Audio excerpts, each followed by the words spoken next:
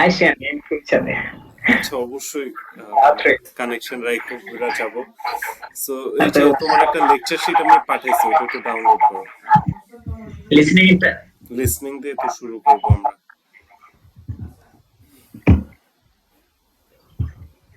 তুমি এর আগে লিসনিং কোনো এক্সাম দিছো? একটা দিছিলাম স্যার ফার্স্ট টাইম। আচ্ছা আচ্ছা, কিরকম হয়েছে? ওটা একবারে 12টা মেবি হয়েছিল 12টা। আচ্ছা, খারাপ না, ফার্স্ট টাইম হিসেবে পাওয়াটা অনেক ভালো। কিন্তু এখন ওইটাতে ছিল আর কি, এই পার্ট 1 এর মধ্যে নো মোর দেন 3 ছিল আর পার্ট 4 এর মধ্যে নো মোর দেন 3 ছিল। এখন তুমি কি দিছিলা, মানে পেপার বেস না কম্পিউটার বেস? যে আমি যে লিংক দিছিলাম ওখানে? না না, ওইখানে না। ওইখানে, হ্যাঁ সরি। ওটা কিন্তু বেশি ছিল, হার্ড ছিল। এটা অনেক এরকম কম হয়ে গেছে। লিসনিং টেস্ট এরকমই হয়।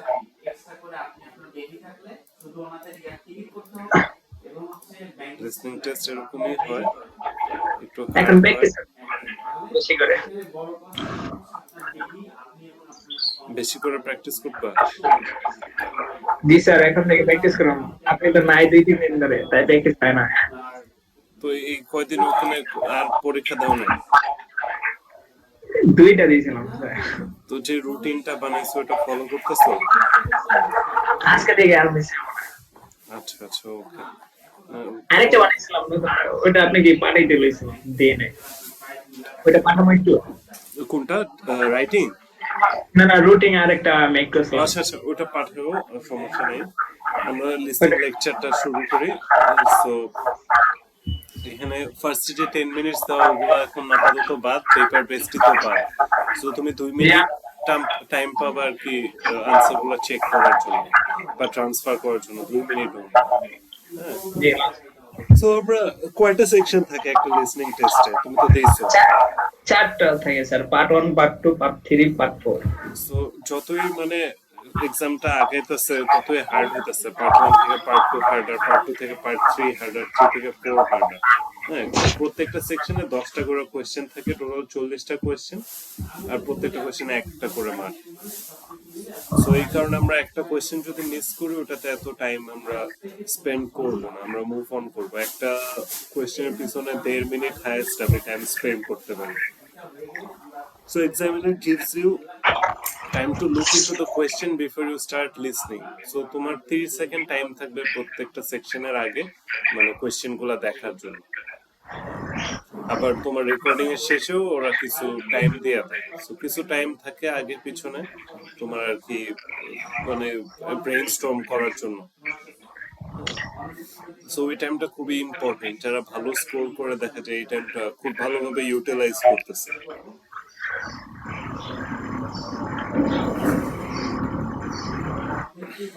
So listening test will be of the same type for both academic and general. So academic general listening same. To answer this question, you might need to have a good understanding of the monologue and the conversation to interrupt them and write the answer, as the words in the audio and questions might not be exactly same. So এখানে তোমার এটাই বলতে চাচ্ছি যে তোমার একটা ভালো understanding থাকতে হবে। হ্যাঁ, কারণ কি তোমার রেকর্ডিং এ যেটা দেওয়া কোশ্চেনে প্যারাফ্রেজ করে দাও। হ্যাঁ, সো এক্স্যাক্টলি সেম থাকবে না, যে রেকর্ডিং এক্স্যাক্টলি সেম থাকবে না, কিন্তু আনসার রেকর্ডিং এ ওই দেওয়া থাকবে। সো মানে কথাটা একটু প্যারাফ্রেজ করা থাকবে এই। সো এই কারণে তোমার যদি ভালো আন্ডারস্ট্যান্ডিং না থাকে, দেখা যায় যে তুমি মিলাইতে পারবে না, যে অডিওতে বললো আরেকটা কোশ্চেন আর একটা তুমি সহজে মিলাইতে পারবে না। তো এই কারণে আর কি। আচ্ছা, লেকচারটা যাই ওটা আসবে। সো স্যার, এখন প্যারাবেসিং আন্ডারস্ট্যান্ডিং করার জন্য কি করতে হবে? প্যারাফ্রেজ আন্ডারস্ট্যান্ডিং করার জন্য ফার্স্টে তুমি একটা সেন্টেন্স নিবা। হ্যাঁ, ওই সেন্টেন্স গুলা যে ওয়ার্ড গুলা থাকে না ওটা সিনোনিম দিয়ে রিপ্লেস করবে, এটা হলো ইনিশিয়াল প্যারাফ্রেজ। পরে আস্তে আস্তে পুরো সেন্টেন্সটাই তুমি অন্যভাবে লেখা ট্রাই করবে, অর্থ সেম রেখা। সো প্যারাফ্রেজিং টুল হিসেবে তোমার গ্রামারলি, গ্রামারলি শুনছো? না। জি জি, গ্রামারলি। সো হ্যাঁ আছে তো। হ্যাঁ, গ্রামারলির ওয়েবসাইটে যাবা, ওখানে তোমার প্যারাফ্রেজিং টুল আছে। সো প্যারাফ্রেজিং টুলে ক্লিক করে তুমি যে কোনো একটা সেন্টেন্স দিবা, ওরা প্যারাফ্রেজ করে দিবে। সো এইভাবে করে তোমার সেন্সটা ডেভেলপ করবা প্যারাফ্রেজিং। ফার্স্টে ওয়ার্ড গুলা সিনোনিম দিয়ে রিপ্লেস, পরে পুরো জিনিসটাই উল্টা কিভাবে লেখা যায়, আর গ্রামারলি প্যারাফ্রেজিং টুল ইউজ করে তোমার সেন্সটা ডেভেলপ করতে হবে। আর লিসনিংটা তোমার ডেভেলপ করতে হবে শুই না আসলে, কারণ লিসনিং আসলে কিন্তু শোনার প্র্যাকটিস, তো তোমার কানের ডেভেলপমেন্ট করতে হবে। সো এই কারণে আমি বলবো যে তুমি যদি এখন মানে কন্টেন্টস দেখো, লাইক বাংলা, হিন্দি, মিন্দি, এগুলো সব বাদ দিয়ে সব ইংলিশ তোমার, বুঝছো না? সবকিছু ইংলিশে তুমি দেখবা, ওইটাও তোমার প্র্যাকটিস হয়ে গেল, এন্টারটেইনমেন্টও হয়ে গেল, মুভিজ, স্যার ডকুমেন্টারি, সিরিজ, গান টান। সময় কম স্যার হাতে, হ্যাঁ পরীক্ষা দিতে হবে খুব তাড়াতাড়ি। হ্যাঁ হ্যাঁ, সময় যেহেতু কম, তোমার এখন আর কি আরো তাড়াতাড়ি কনজিউম করতে হবে বিভিন্ন রকম কন্টেন্ট। ব্রিটিশ স্পিকারের মানে ভয়েস, টোন, অ্যাকসেন্ট, এগুলো সবকিছু তোমার এখন মানে বিবিসি নিউজ টিউজ এগুলো দেখতে হবে। তোমার লিঙ্কস দিয়ে দিব, সমস্যা নেই। হ্যাঁ, তারপর তোমার ডেইলি নিউজ পেপার গুলো পড়তে হবে, বুকস পড়তে হবে। এখন তোমার সময় বেশি দিতে হবে, যেহেতু টাইম কম আছে। তুমি তো এখনো বুক করো নাই, সো ওই হিসেবে টাইম আছে। তুমি কই অ্যাপ্লাই করবে? বুক করি না, বাট করে পেলাম যেহেতু কম্পিউটার কই বেসড কই অ্যাপ্লাই করবা? কি এক্সাম সেন্টার। না না না না, মানে কোন কান্ট্রির জন্য যেন অ্যাপ্লাই করবা? স্যার অ্যাপ্লাই তো করলাম স্যার ইউকে ফার্স্ট, কিন্তু ইউকের জন্য এখন ফ্যামিলি থেকে বলে দিচ্ছে এত বাজেট দিতে পারবো না, হঠাৎ করে একটা প্রবলেম হয়ে গেছে, সেই জন্য ইউরোপ ট্রাই করবো। ওকে, কোনো সমস্যা নেই। হঠাৎ করে একটু প্রবলেম হয়ে গেছে ফাইন্যান্সিয়াল, সেই জন্য আর কি। আরে বলো না, এসব ফাইন্যান্সিয়াল প্রবলেম এই টাইমেই হয়। আমি নিজে আইএলটিএস দিছিলাম ফিনল্যান্ডে, যাবো, হ্যাঁ, 25 লাখ টাকার মতো লাগবে। ওই ফাইন্যান্সিয়াল প্রবলেম হয়ে গেছে, আর যাওয়া হলো না। কয় বছর আগের কথা এটা? এই 1.5 বছর আগের। আমার এখনো তো আইএলটিএস আছে, জি জি, এখনো তো এক্সপায়ার ভ্যালিড। হয়নি। So, 1.5 বছর আগের কথা রাফলি। এই ফাইন্যান্সিয়াল প্রবলেম খুবই বিরক্তিকর। তুমি যতটুকু পারো রাশ করো, হ্যাঁ, তোমার ফ্যামিলির বইলা টুইলা যে কোনো একটা জায়গায় রাশ করে চলে যাও, কারণ একবার জিনিসটা স্লো হয়ে গেলে পরে আর ফাস্ট হয় না। স্যার এটাই চাচ্ছে আর কি, বাংলাদেশে যে সিচুয়েশন একবারে খুবই বাজে সিচুয়েশন, হ্যাঁ, বাংলাদেশের কোনো ফিউচার নাই, কিচ্ছু নাই, আর সবকিছু। বর্তমানে আরো বেশি খারাপ হইতাছে, ডে বাই ডে কি এনসিবি হাদি ময়রা গিয়া আজকে দেখি টাকা অবরোধ করবো বলে সবাই মিল্লা। তোমার ইলেকশনের আগে অনেক জনের কল্লা ফেলায় দিবে, এটা মানে হবেই। আচ্ছা, আমি বেশি ভয় পাইতেছি কারণ I was worker and Bangladesh Chhatra League, সেই জন্য। But when I joined this team, after 3 months later, our team vanished from Bangladesh. সে খুব তাড়াতাড়ি চলে যায়।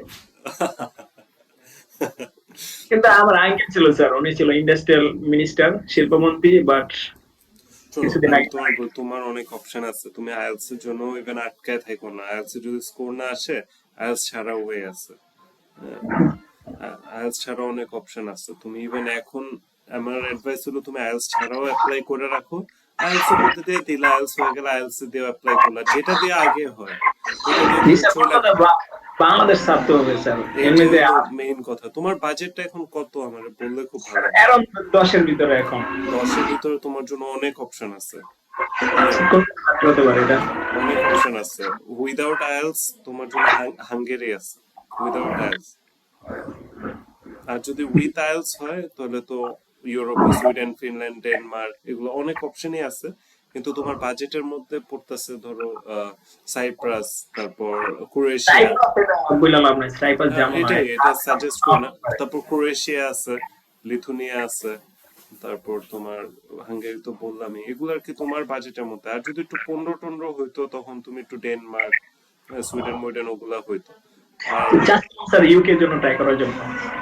ইউকে তুমি উইদাউট আইএলটিএস পারবা, এটা কি পসিবল হবে? কিন্তু তুমি যে বাজেটের প্রবলেম, ইউকে তে কিন্তু একটু বাজেট হাই থাকা লাগে, ইউকে অস্ট্রেলিয়া। জি জি, অস্ট্রেলিয়া তো পসিবল না, কিন্তু ইউকে এখন পসিবল আর কি, যেহেতু স্টাডি গ্যাপ ইউকে হয়ে গেছে। পসিবল, কিন্তু তোমার তো বাজেট আপ করতে হবে। হ্যাঁ, ইউকের আমি তোমার হিসাবটা দিছিলাম না ওই দিন নাকি? না না, ওইটা শুধু আমার প্রোফাইলটা নোট করে রাখছিলাম, কোনো হিসাব আচ্ছা দেওয়া আচ্ছা, হয় না। আমি তোমার ইউকের হিসাবটা একটু দেই।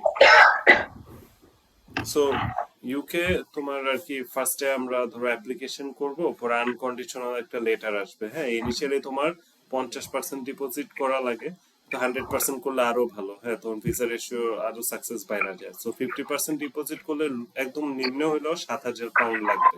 হ্যাঁ, আর তোমার যদি মানে ওটা তুমি 165 টাকা দিয়ে গুণ দিলে কত হবে? 11,55,000 টাকা।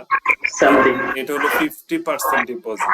এটা দেওয়ার পরে তোমার প্রি ক্যাশ লেটার আসবে, তারপর ক্যাশ লেটার আসবে, তারপর ভিসা অ্যাপ্লিকেশন আছে। হ্যাঁ, তো ওখানে তোমার একটু এক দুটো ইন্টারভিউ যাবে, ক্যাশে একটা ক্যাশ ইন্টারভিউ হবে, ভিসা ইন্টারভিউ হবে, দুটো সেমই প্রিপারেশন, তো এটা সমস্যা নেই। তো ভিসা ভিসা ফি হলো তোমার কত, 86,460। আর তোমার আইএইচএস ফি আছে একটা, হ্যাঁ, ওটার কি হেলথ ইন্স্যুরেন্স টাইপের, ওটা তোমার 1,94,000। আর টিবি টেস্ট করাতে হবে, ওটা 7,000। তো বলতে গেলে 15 লাখ, 15 লাখ তোমার বাজেট নিয়ে নামতে হবে। কিন্তু এটা 50% দিলা, তোমার আবার পরে 1 বছরের আবার 50% দিতে হবে। So, তুমি যদি 100% চিন্তা করো, এখানে তুমি 15 লাখের সাথে আরো 11 লাখ যোগ করো, তাহলে তোমার একদম ফুল 1 বছরের 100% কস্ট আইসা বললো আর কি। তাহলে 20 বাজেট রাখলে আর কি মোটামুটি একটা পসিবল আর কি, হাতে 5 লাখ নিয়ে গেলে 15 আর 11 কত হয়? 15, 26 লাখ। 26 লাখ হয়। এগুলো কিন্তু জাস্ট ইউনিভার্সিটি কস্ট মস্ট হাবি যাবি, তোমার অ্যাকোমোডেশন আছে, ফুড আছে। জি, কিন্তু স্যার আমার তো এক্সপিরিয়েন্স আছে অনেকগুলো, আমার আবার ড্রাইভিং শেখা, এদিক দিয়ে আবার কম্পিউটার ডিপ্লোমা ওই করা, তো ওখানে যায় তুমি জব টব পাবা, ওইটার তোমার সমস্যা হবে না আর কি। সার্ভাইভ করতে পারো, সেই জন্য আর কি সার্ভাইভ চাচ্ছি। সার্ভাইভ করতে পারবা, কিন্তু তোমার ইনভেস্টমেন্ট মানে এই টাকাটা থাকতে হবে আর কি। এই আইএলটিএস এর জন্য তো কোথাও সাপোর্ট পাচ্ছি তোমার না। কি স্পন্সর করবে তোমার বাবা মা? জি জি, আমার বড় ভাই আবার কলেজের তাহলে তার টিচার। অ্যাকাউন্টের স্টেটমেন্টটা দেখাইতে হবে। হ্যাঁ, আর স্টেটমেন্ট মানে বলতে গেলে তোমার একটা স্টুডেন্ট আইডি বানাইতে হবে। হ্যাঁ, আর ওখানে তোমার টাকাটা তোমার বাবার অ্যাকাউন্টে ট্রান্সফার করে দিতে হবে অ্যাটলিস্ট, মানে 28 দিন ম্যাচিওর করা লাগবে।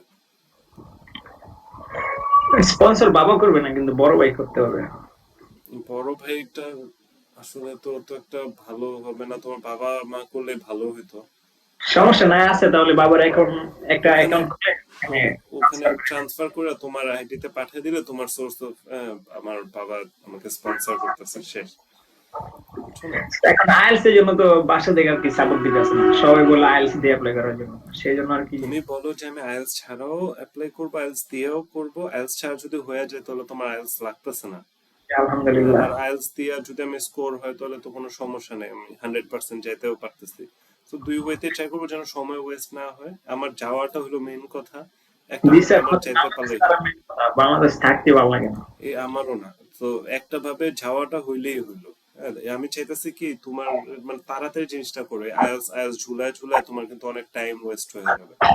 বুঝছো?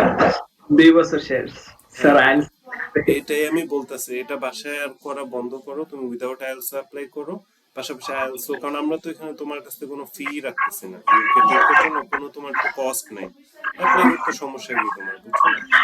হাঙ্গেরি, মাল্টা এগুলোতে কি আপনাদের কোনো হ্যাঁ, কষ্ট আছে? মাল্টার কাহিনীটা কি, মাল্টাটা কিন্তু একটা দ্বীপ কান্ট্রি, তুমি এমন না যে ইউরোপের সব কান্ট্রি ঘুরতে পারবা মাল্টা থেকে। মাল্টা কিন্তু মানে কোনো ল্যান্ড বর্ডার নাই কোনো কান্ট্রির সাথে। তো তোমার প্লেন দিয়ে যেতে হবে, প্লেন দিয়ে গেলে তখন তোমার এক্সপ্লেনেশন দিতে হবে কেন যাইতেছো, কই যাইতেছো, এই সেই। আর ল্যান্ড বর্ডার থাকলে তুমি এমনি চলে যেতে পারতা সাইকেল দিয়ে, বা একটা ইউরোপের ভিসা থাকলেই হইতেছে। ট্রান্সপোর্টেশন দিয়ে তো চলে এই জন্য যাওয়া যায়। মাল্টাটা সাজেস্ট করি না। আর কোনটা বললা?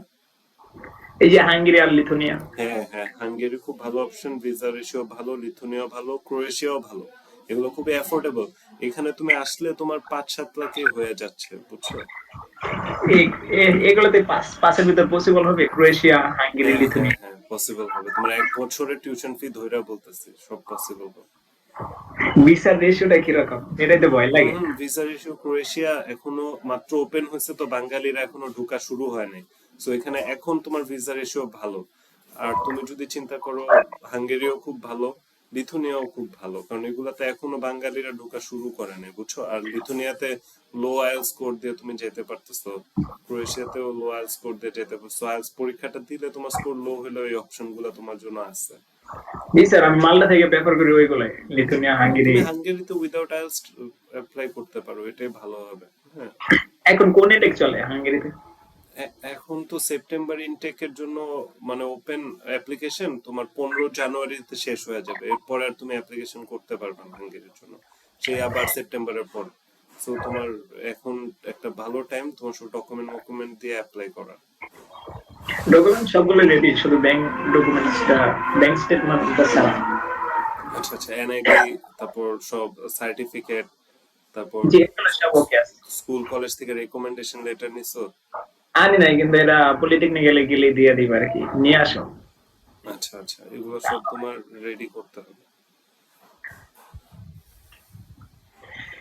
তাহলে দেখি স্যার, উইদাউট আইএলটিএস এক দুইটা অ্যাপ্লাই করে রাখি। উইদাউট আইএলটিএস তুমি অ্যাপ্লাই করে রাখো, আইএলটিএস দিয়েও তুমি অ্যাপ্লাই করো, তুমি যাওয়া নিয়ে সিরিয়াস হলে সব ভাবে অ্যাপ্লাই করো, বুঝছো না? এখন বাসা কিন্তু পিছলা, বাসা থেকে তো স্যার বাসা খরচটা সব সময় এরকমই করে, বুঝছো? তোমার এমন একটা জিনিস করতে কইবো এটা যেটা তুমি পারবা না, পরে কইবা তুমি তো পারো নাই, বুঝছো? বাসা এরকমই, আমার সাথে এরকম করছে। ফার্স্টে বলছে আইএলটিএস এ মানে স্কোর পাইতে হইব, তাহলে আমারে যাইতে দিব, নইলে কখনো আর আমার যাইতে দিব না। তো আমি আইএলটিএস স্কোর নিয়ে আইছি, পরে কয় যে আর ইন্টারেস্টেড না। পাশে এরকমই, বুঝছো? তোমার কিভাবে ঝুলায় বাজায় রাখো, এর মধ্যে তুমি একটু চালাকি করো। আমি জিনিসটা চালাকি করে উঠতে পারি না, আমি এখন ওই যে বাংলাদেশে, বুঝছো? কিন্তু এর তো প্রবলেম আছে, বাসা থেকে তো এখন অ্যাপ্লিকেশন ফিস তো নিতে পারি না, যে ভার্সিটিতে অ্যাপ্লিকেশন করো, দিতেছে না, এই হচ্ছে প্রবলেম। কিন্তু স্যার সত্যি কথা বলতে অনেক টাকা ছিল বন্ধুদের সাথে চইলা। হম হম হম, আমিও ভাই অনেক টাকা এভাবে ওয়েস্ট করছি আসলে, এখন বুঝতেছি যে না, এগুলা দিয়ে আমি কত কিছু করতে পারতাম। কিন্তু স্যার আমি একটু অনলাইনে গেম খেলতাম এই বন্ধুদের সাথে চলে আর কি, চার বন্ধু মিললা আমাদের নৌসন্দির আসলো শুনে, চার বন্ধুর একজনে এক হলো আমাদেরকে সাজেস্ট করলো যে চলো চারজনে মিলে একটা ফ্ল্যাট নিয়ে সারাদিন পরম খামো আর 3 মাসের ভিতরে ভালো একটা আইএলটিএস স্কোর নিয়ে আসো। আমাদের নৌসন্দি রায়পুরা থানার একটা ছেলে ছিল, ওই সময় কিন্তু আমাদের গাড়ির বিজনেস ছিল, ঢাকা দুইটা হুম, লোকাল বাস ছিল, ওইগুলো আর কি আমি দেখাশোনা করতাম। ছিল। পরে আমার ওই বন্ধু বললো যে চলো তোমার একটা ভালো ইনভেস্টমেন্ট দেখা দেই, টাকা টাকা। পরে তো মনে করেন পোস্ট অনেক বিপদে, অনেক টাকা ওয়েস্ট হয়ে গেল গা। কত টাকা এখন ওয়েস্ট হয়েছে? Sir around 3 lakh plus. ওরে বাবা রে! সারাদিন খেলতাম ওইটা। তুমি এই টাকাগুলা দিয়ে বিভিন্ন জায়গায় যদি তুমি অ্যাপ্লাই করতে থাকতা, তোমার একটা জায়গা তো একটা জায়গা হয়ে যেত, জানো? স্যার এখনো বুঝতেছি এটা, যে আসলে অনেক বড় প্রবলেম এটা, হয়ে গেছে। হ্যাঁ, আমারও এরকম হয়েছে ভাই। এখন এগুলো না আফসোস করার দরকার নেই, এগুলো লেসন। তুমি লাইফে যত মিস্টেক করবে ততই তুমি শিখবা, বুঝছো না? এটা কোনো বড় বিষয় না ব্রো। কিন্তু একবার যেতে পারলে আশা করি স্যার লাইফে এখন ভালো কিছু। তোমার অ্যাপ্লাই করতে তো মাত্র এরকম 100 ইউরোর মতো লাগে, ওইটা কোনো বড় টাকা? তুমি 3 লাখ টাকা ওয়েস্ট করেছো 10,000 টাকার জন্য আটকায় থাকাটা কেমন না? যে জায়গা কাজের জায়গা, আকামে তুমি 3 লাখ ভাঙলা। কিন্তু এখন তো ফ্যামিলি থেকে এটা আনতে অনেক টাফ হয়ে যাচ্ছে, দিতে যাচ্ছে না। এটা তোমার সামহাও ম্যানেজ করতে হবে bro, বুঝছো না? তোমার লাইফ, তোমার ফিউচার, সামহাও এটা ম্যানেজ করতে হবে। আর এটা তোমার কেউ ইভেন্চুয়ালি বকা দিব না, তোমাকে দেখবো যে না ওই বাইরের কান্ট্রিতে ট্রাই করতেছে, কেউ জি বকা স্যার এখন দিবে থেকে না। সিরিয়াস হয়ে গেছে আর কি, এখন যা কিছু করার স্টেপ বাই স্টেপ টার্গেট নিয়ে করতে হবে। হ্যাঁ আর হ্যাঁ। আর হাঙ্গেরির জন্য তো, এগুলোর জন্য তো বেশি দিন টাইমও নাই। জানুয়ারি 15 দেখতে দেখতে এসে পড়বো, অলরেডি ডিসেম্বর শেষ হয়ে গেছে, বুঝছো? জি, কালকে শেষ, মেবি আর 2 দিন আছে। অলরেডি একটু হালকা পাতলা ক্যাশ গুছে অ্যাপ্লাই করে ফেলতে হবে। বাসায় জানুক না জানুক, যেমনি হোক ম্যানেজ করে। কি খেলছো তুমি মানে? স্যার ক্যাশ স্যার কি আর বলবো এগুলা। 3 লাখ টাকাই গন, কিচ্ছু পাও নাই? স্যার আমার তো আবার বলতে গেলে খেলার এ আসলে বেশি আর কি, পাইছি পাই এটা আর কি রাখি না, আর ডাবল খেলছি আর হাই কি। হাই।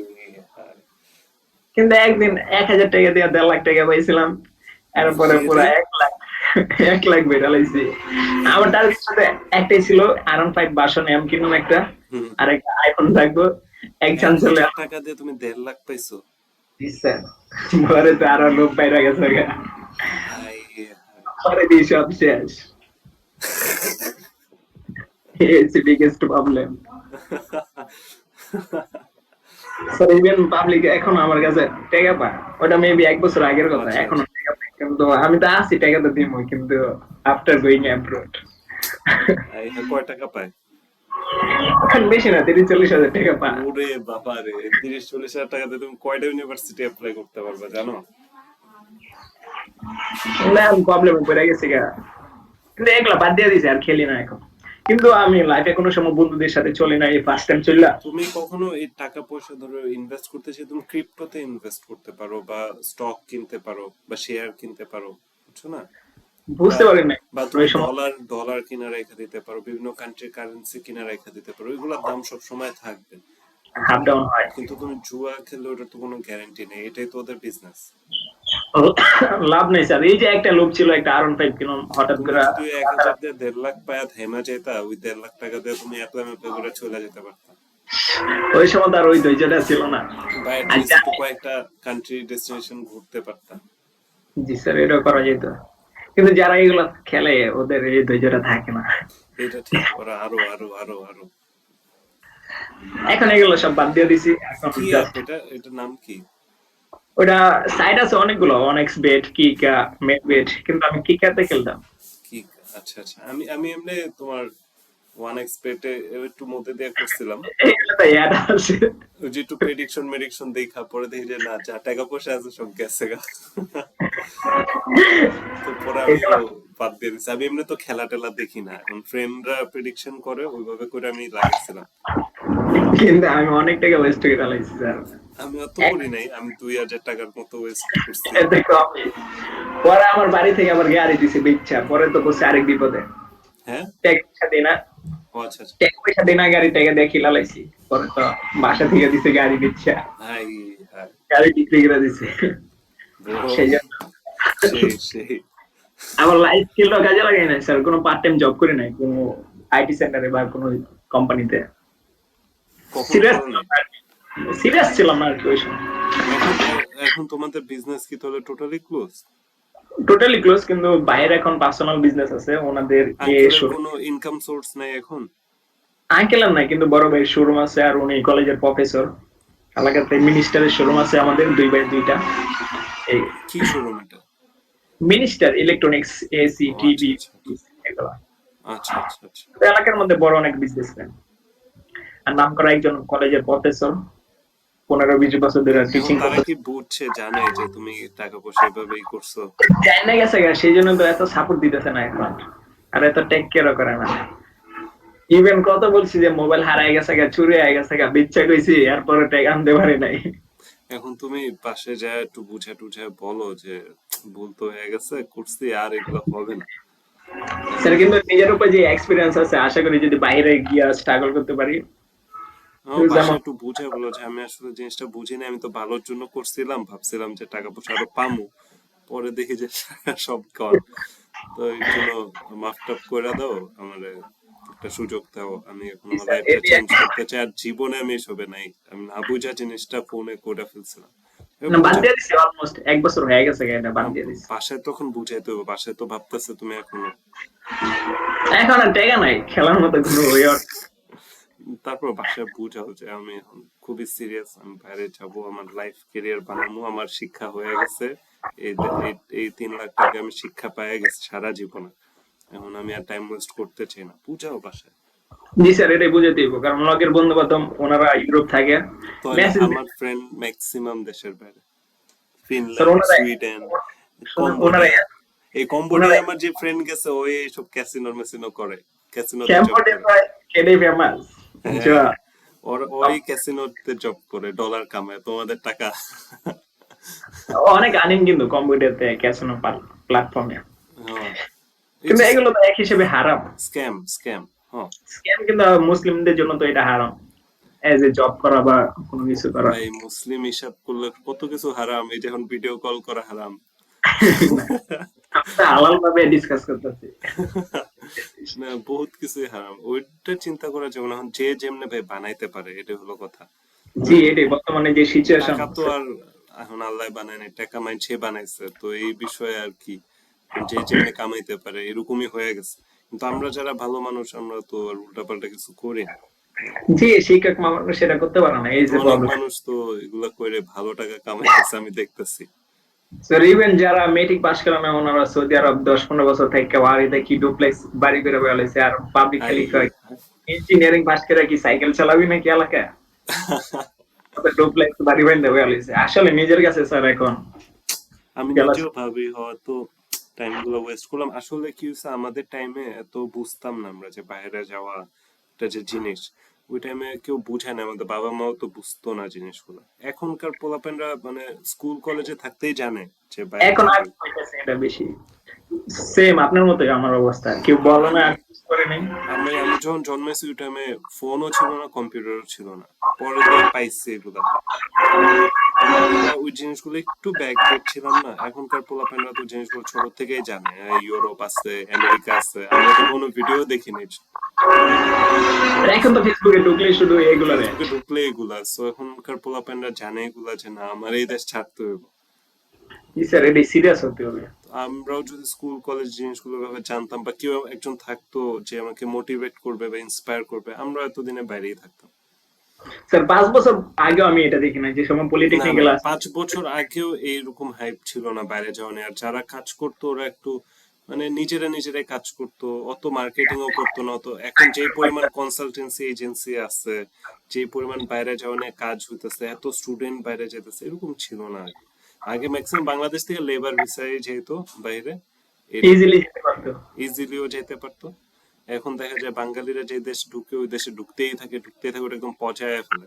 ওরা অলরেডি ধ্বংস করে ম্যাক্সিমাম ডেস্টিনেশন ধ্বংস করে ফেলছে। কিছু দিচ্ছে। পরিমাণ আছে আর কি। এটাই, হাতে এখন আর সময় নাই। এখন স্যার যা ভুল করছি, বোকামি অনেক বেশি করে লাইছি। এটা পাঁচ ভালো, বছর তোমার এই বসে, বোকামি গুলা থেকে যা যা শিখছো এগুলা কাজে আসবে সারা লাইফ। তারপরে তো এখনো তো সিরিয়াস না। সাথে সব বন্ধু বান্ধব মনে করেন সরকারি জব করে, ডিফেন্সের, সবাই স্টাবলিশ। এলাকায় আসলে কি ভাবসাব, শুধু উইদাউট আর আরে ভাই, ফ্যামিলি তুমি বাইরে ইনসাল্ট হয়ে যায়। তুমি বাইরে চলে গেলে তোমার ভাব থাকবো বেশি। এটা তো যাইতে হবে আগে, এখনো তো যায় না। সবাইটা খালি কইতাছি যাইতাছি কোনো কিছু ইউএস। বাইরে যাওয়া অনেক হার্ড, এত হার্ড না, জাস্ট কয়েকটা অ্যাপ্লিকেশন করলেই কিন্তু তুমি বাইরে চলে যেতে পারতেছো। আইএলস, হাও আইএলস থাকলে খুব ভালো, চয়েসেস বেশি থাকে, উইদাউট আইএলস তুমি চলে যেতে পারতেছো, এত হার্ড চলে যায়, কিছুই না। কিন্তু স্পিকিংটা যদি একটু মোটামুটি আর একটু ভালো থাকতো, না, তাহলে কি স্পিকিং ওটা হয়ে যাবে, ওটা কোনো বড় বিষয় না। সেই জন্য আগে আর কি আগে একটা এম্বাসি ফেস করার জন্য বা ডেস্টিনেশন তোমার ফিক্স করতে হইব, তোমার বাজেট ফিক্স করতে হইব পরে। কারণ এখন তুমি একবার বলে ইউকে, একবার লিথুনিয়া, একবার হাঙ্গেরি, মানে এইভাবে হয়ে গেছে জিনিসটা। যে কোনো একদিকে তুমি ফোকাস করলে ওটা খুব সুন্দর হয়ে যায়। একদিকে বলতে এই যে লো কান্ট্রি, ইউরোপিয়ান কান্ট্রি গুলো আছে না, লাইক লিথুনিয়া, হাঙ্গেরি, ক্রোয়েশিয়া, এই কয়টা টার্গেট আর কি। আদার্স গুলো টার্গেটে নাই। এটা এই তিনটে তোমার সব ডকুমেন্ট গুছাও, পাসপোর্ট আছে না? সবকিছু রেডি হওয়া, 3 বছর টাইমও শেষ। পাসপোর্ট 3 বছর টাইম মানে হয়ে গেছে? ও আচ্ছা আচ্ছা, এক্সপায়ার হচ্ছে। আচ্ছা, তো তুমি মানে সব ডকুমেন্ট রেডি করে এগুলা আমার সেন্ড করো। হ্যাঁ, পরে আমি দেখি কোনটা তোমার জন্য ভালো হয়, কারণ 15 তারিখ কিন্তু দেখতে দেখতে আসা পড়ো। না, আমি 1-2 দিনের মধ্যে আপনাকে দিয়ে দিব এটা। সব ফাইনাল করে দাও, পর দেখি কোনটা তোমার জন্য ভালো হয়, ওটাতে অ্যাপ্লাই করে দিই, শেষ। ইভেন আমি ওই আপুকে দিয়েছিলাম তো, আমার একাডেমিক ট্রান্সক্রিপ্ট বা দিছিল সার্টিফিকেট না? আর পাসপোর্টের স্ক্যান কপিটা দিয়েছিলাম। আচ্ছা আচ্ছা আচ্ছা, ওকে আপনাকে দিয়ে ওকে। দিই, আপনি একটু দেখিয়ে। হ্যাঁ হ্যাঁ, আমি একটু দেখবো, আমার পাঠায় দাও। হ্যাঁ, আমি আর হোয়াটসঅ্যাপ। তোমার লেকচারে একটু ব্যাক করি, সো প্যারাফ্রেজিংটা তোমার বুঝতে হবে। আর কি বলতেছে, be conscious about word count limit and instruction. So তোমার প্রত্যেকটা কোয়েশ্চেনের আগে দেখবা যে একটা ইনস্ট্রাকশন দেওয়া থাকে, ওয়ার্ড লিমিট দেওয়া থাকে। কেউ কয় করে, হ্যাঁ। হ্যাঁ, কয় ওয়ার্ডে আনসারটা হবে, ইনস্ট্রাকশন নাম্বার হবে না অ্যালফাবেট হবে, কি হবে, একটা ইনস্ট্রাকশন দেওয়া থাকে। তো এগুলো তোমার খুব মানে ইম্পর্টেন্ট বুঝা যে ইনস্ট্রাকশনটা কি। কারণ রং ওয়েতে আনসার করলে রাইট আনসার হলো কাটা। হ্যাঁ, সো এখানে ইনস্ট্রাকশন কি, listen carefully to the lecture বা অডিও রেকর্ডিং যেটা প্লে হবে, তোমার খুব কেয়ারফুলি শুনতে হবে, খুব অ্যাটেন্টিভ থাকতে হবে। আমরা কি হয়, ডিস্ট্রাক্টেড হয়ে যাই। দেখা যায় আধা ঘন্টা একটা জিনিস শুনবো বসে বসে, এই ধৈর্যটা আমাদের নাই এখন। 8 মিনিটের বেশি দেখা যায় যে মানুষজন অত একটা ফোকাসই করতে পারে না। তো এর জন্য তোমার এখন থেকে লং ফরম্যাটের ভিডিও টিডিও দেখা তোমার অভ্যাস করতে হবে, যে আধা ঘন্টা ধরে তোমার যে পরীক্ষাটা হবে। হ্যাঁ, কারণ একটা জায়গায় তুমি ডিস্ট্রাক্ট হয়ে গেলে, একটা আনসার মিস হয়ে গেল, ওই সেকশন পুরোটাই উল্টাপাল্টা হয়ে যায়। তো right answers clearly in capital letter. So তুমি ক্যাপিটাল লেটার আনসার গুলো লিখবা, কোনো প্রবলেম নাই। বা তুমি লোয়ার কেস, কম্পিউটার প্রবলেম নাও হতে পারে, কম্পিউটারে দিলে হ্যাঁ, স্মল বা ক্যাপিটাল, তারপর ক্যাপিটালে বেটার আর কি। ক্যাপিটাল বেটার, হ্যাঁ। আর আহ, এখানে বলা আছে যে মানে তুমি রাইটিং করতে পারবা কোয়েশ্চেনে, কিন্তু এখন তো ওইটা নাই। মনে হয় একটা মানে কম্পিউটার বেস দিলে নোট টোট করার জন্য তোমার কিছু একটা দিবে। হ্যাঁ, সো পেপার আর পেন দেয় মেবি হ্যাঁ, সাথে। পেপার পেন দেয়। আর 40টা কোয়েশ্চেনই তুমি আনসার করবা, হোক না হোক, কারণ কোন নেগেটিভ মার্কিং নাই। জি sir. So so multiple choices থাকবে লিসনিং এ। সো এটার তোমার মানে টিপস গুলো হলো, রিড কোয়েশ্চেনস ফার্স্ট। তো কোয়েশ্চেন গুলো আগে পড়তে হবে, যে 30 সেকেন্ড পাইতেছো। হ্যাঁ, কিওয়ার্ড গুলো ফোকাস করতে হবে, প্রেডিক্ট করতে হবে, মানে তোমার চিন্তা আন্দাজ করতে করতে হবে। যে কি হইতে পারে এটার আনসার। হ্যাঁ, আর প্যারাফ্রেজিংটাও বুঝতে হবে, আবার ডিস্ট্রাক্টর থাকবে। ডিস্ট্রাক্টর কি এটা আমি বলতেছি নেক্সটে। যে ডিস্ট্রাক্টর হলো কিছু ওয়ার্ড, হ্যাঁ, যেগুলো তোমাকে কনফিউজ করবে বা মিসলিড করবে। হ্যাঁ, সো আবার দেখা যায় অনেক সময় ওরা কারেকশন করে, মানে একটা কিছু তোমার ফার্স্টে বলছে পরে কারেকশন করে দিছে, সো এগুলোর জন্য তোমার মানে খুব অ্যালার্ট থাকতে হবে। ফার্স্টে পাইলে লিসেনিং আনসার লেখা দিলা তাড়াহুড়া করা যাবে না, মানে বইটা পুরোটা শেষ, আচ্ছা আনসার এটাই, লাস্টে এভেন্চুয়ালি এটাই আনসার। তারপর বলতেছে কি ম্যাপ লেভেলিং। সো লিসনিং এ তো ম্যাপও দেয়, জি স্যার পার্ট দেখা টুতে যায় পার্ট 4 এ দেয়, হ্যাঁ, ম্যাপ দেয় বা একটা একাডেমিক লেকচার টাইপের দেয়। সো এখানে তোমার কিছু চ্যালেঞ্জিং বিষয়, যেমন তোমার ডিরেকশনাল ল্যাঙ্গুয়েজ বুঝতে হবে, নর্থ সাউথ ইস্ট ওয়েস্ট ডানে বামে। আবার এখানে ল্যান্ডমার্ক গুলা যে অ্যাকুরেটলি ম্যাচ করতে হবে রেকর্ডিং এর সাথে। আবার দেখা যায় যে মাল্টিপল লোকেশন নিয়ে কথা বলতেছে, আবার দেখা যায় আবার ডিরেকশন চেঞ্জ করে দিতেছে। সো এই বিষয়গুলো তোমার খুব অ্যালার্ট থাকতে হবে। তো সাইন পোস্টিং ল্যাঙ্গুয়েজ এটা খুবই একটা ইম্পর্টেন্ট জিনিস। সাইন পোস্টিং ল্যাঙ্গুয়েজ ইউজ করার পর দেখা যায় যে মেইন আনসারটা থাকে বা কি ইনফরমেশনটা থাকে, যখন এই যে এরকম ওয়ার্ড গুলা বলে আর কি, যেমন ফার্স্টলি বা now let's move on, to summarize another point is, এগুলা বলার পরে দেখা যায় যে একটা মানে কি ইনফরমেশন দেয়, যেটা তোমার আর কি আনসারটা কি হতে পারে তোমার আর কি সাজেস্ট করে। আর তারপর কি বলতো, প্রি লিসনিং অ্যাক্টিভিটিস, ওটা তোমার যেটা বললাম যে 30 সেকেন্ড পাচ্ছ, হ্যাঁ, শুরুতে প্রত্যেকটা সেকশনের, আবার সেকশনের লাস্টে তুমি কিছু টাইম পাচ্ছ। সো প্রি লিসনিং অ্যাক্টিভিটি বলতে ফার্স্টের ওই 30 সেকেন্ডে বুঝাইতেছে। সো এটা খুবই ইম্পর্টেন্ট, এই টাইমে তোমার প্রেডিক্ট করে ফেলা আনসার গুলা, যে কি হইতে পারে, আন্দাজ তো করা যায়, হ্যাঁ, যে এই আনসারটা একটা প্লেস হবে বা নেম হবে বা নাউন হবে বা ভার্ব হবে, আন্দাজ তো করা যায়। সো ওইটা তোমার একটা প্রিপারেশন থাকে, ব্রেনস্টর্ম করা থাকলে আর কি। সেন্টেন্স কম্পিটিশন, সো এখানে প্রেডিক্ট করতে হবে কোন টাইপের ওয়ার্ডটা নিডেড, হ্যাঁ, আর প্যারাফ্রেজ ইনফরমেশনটার প্রতি খেয়াল রাখতে হবে। আর গ্রামার তো নাই বলি, গ্রামার ভালোই থাকতে হবে। সো মানে গ্রামাটিক্যালি কারেক্ট আনসার, এমন একটা আনসার দিলে যেটা গ্রামাটিক্যালি মিলতেছে না, হ্যাঁ, ওইটা তো আনসার হইতেই পারে না। আর রাইট ফর্ম অফ ভার্বটা ইউজ করতে হবে। আর সিঙ্গুলার প্লুরাল কিন্তু অনেকে ভুল করে, ধরো রেকর্ডিং এ তোমার বুকস বলছে বা পেন্স বলছে বা গ্লাভস বলছে, ও গ্লাভ লিখে দিছে, বা $50 বলছে, $50 লিখে দিছে।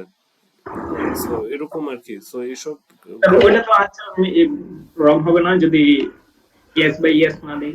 যেটা রেকর্ডিং এ আছে ওইটাই লিখতে হবে। জি সো তুমি এই ক্ষেত্রে তুমি সিঙ্গুলার প্লুরালে মিস্টেক করলে কিন্তু মানে ঠিক হইলেও, যখন $50 রেকর্ডিং এ বল তুমি ডলার্স লিখছো, তারপরও তো রং।